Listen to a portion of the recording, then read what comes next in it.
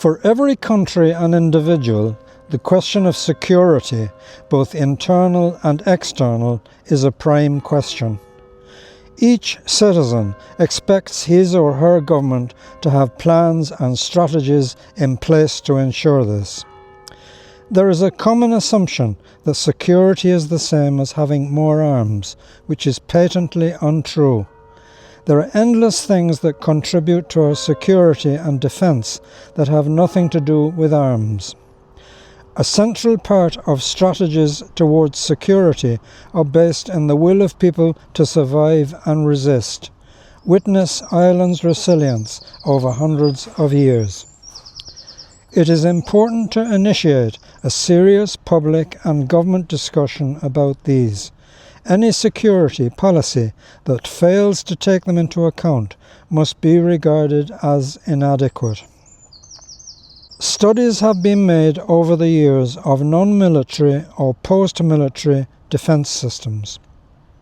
A pioneer in these studies was Gene Sharp, an American who studied the factors that contributed to the success or otherwise of such strategies in different countries. Many elements of non-military systems have been found worthwhile and have been incorporated in the military strategies of several countries. Later studies, including those of Erica Chenoweth, a Cornish woman, have gone a long way to substantiate his results. It's been worked out that, on a statistical basis, these non-military systems are actually more effective than military systems in that, although they might result in casualties and death, generally the number of casualties and deaths is much less than in a conventional military situation. Also, it's much easier to rebuild an economy after a war situation if these non-military strategies have been used. Non-military strategies are not pacifist. They are ways for people to organise themselves from the bottom up, a people-based method. And it's a bit hard to describe every single one of them. There have been over 800 types of actions identified that are part of civilian-based defence systems. Any country with worthwhile security systems should put energy into analysing these and seeing how they apply to a particular situation. Our own country is a particular example of this. We're endlessly talking about neutrality, if we have it or if we don't have it, or if it's military neutrality or not neutrality, which can obscure the real question, which is about security. Perhaps another word for neutrality might be independence. With the strategies that neutrality and independence imply, civilian-based defence systems would be ideal for our country, rather than just willy-nilly assuming that security equals having more weapons or being entrapped in wider, inappropriate military alliances.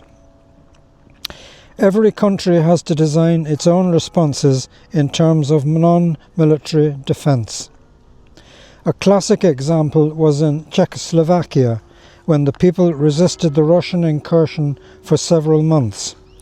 Admittedly, the resistance failed after so many months, but the fact is that it succeeded at all is interesting. We're able to analyse the reasons for its success and for its failure. And remember, in a military conflict, you have successes and failures.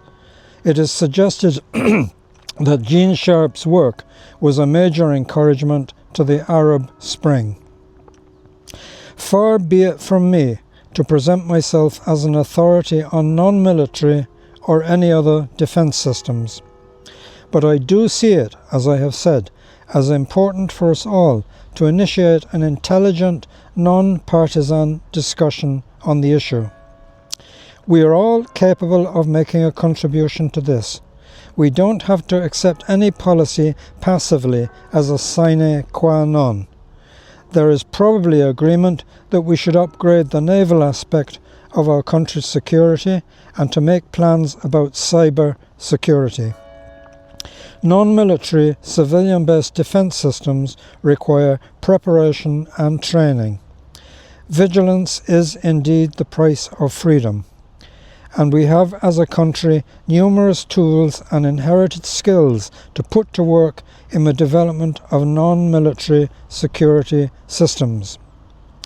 There's a bit of a poem in Irish which is quite well known in schools.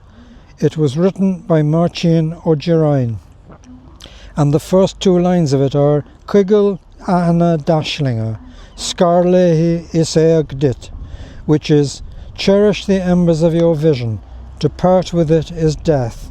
That tells us something about the values that unite us. The Irish language is part of our survival strategy. It should not divide, but unite all the citizens of every background. It's a force for strength amongst us. There are lots of words in the Irish language implying cooperation. There's cor na gorson, níneart go curla céla, scacha céla avaran nadina. The people live in the shadow of each other. There's endless words around the idea of cooperation. We don't have to passively go along with the idea that more arms make more security. We can question that assumption. We can devise our own unique mix of methods towards our own defence and security as part of a consistent, spelled out and cost-effective neutrality, and to do the least harm to ourselves or anyone else.